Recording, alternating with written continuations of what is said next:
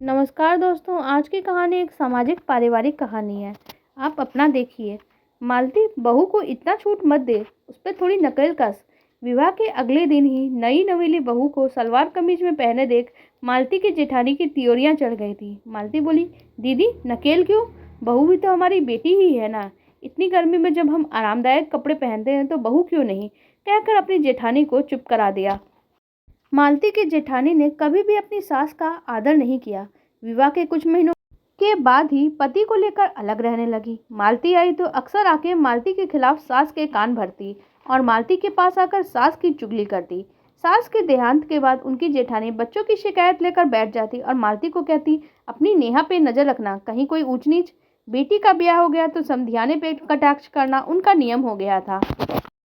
अब मालती ने बेटे का विवाह किया था। गर्मी के कारण बहू को पसीना हो रहा था। यह देख के बहू को भारी साड़ी चेंज करके सूट पहनने के लिए मालती ने कह दिया और यही देख के जेठानी ने आदत के अनुसार सलाह दे डाली। देखते देखते 1 साल का समय बीत गया। फुर्सत निकाल के मालती की जेठानी फिर से आधम की और कहने लगी, मालती, तेरी बहू की गोद अभी तक खाली है।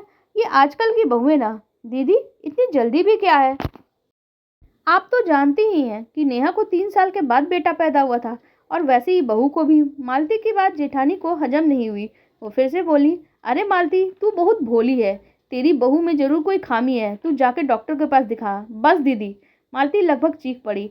बोली, आप हमेशा अम्मा की शिकायत करती रही, फिर मेरी बेटी की जासूसी करती रही। मैं आपका लिहाज करती थी इसलिए चुप थी, लेकिन आज आप मेरी बहू की कमियां निकाल रही हैं।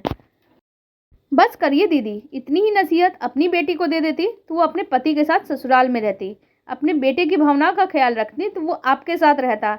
दीदी, हमें अपना घर परिवार और बच्चे संभालने आते हैं, आप अपना घर देखिए। मालती के तेवर देखकर उसकी जेठानी चकित रह गई। उन्हें समझ में आ गया कि यहाँ अब उनकी दाल नहीं गलने वाली, सो वो अपना सा मुंह लेकर रह गई। धीरे से बोली, मैं तो बस। तभी मालती उन्होंने हाथ से बाहर का रास्ता दिखला दिया। उस दिन के बाद उसकी जेठानी फिर कभी कोई सलाह नहीं देती, ना ही उनके घर आना जाना करती। पर आपको हमारी ये कहानी कैसी लगी, आप कमेंट सेक्शन में जरूर बताइएगा। साथ ही वीडियो को लाइक कर दीजिएगा और हमारे चैनल को भी सब्सक्राइब कर लीजिएगा। धन्यवाद।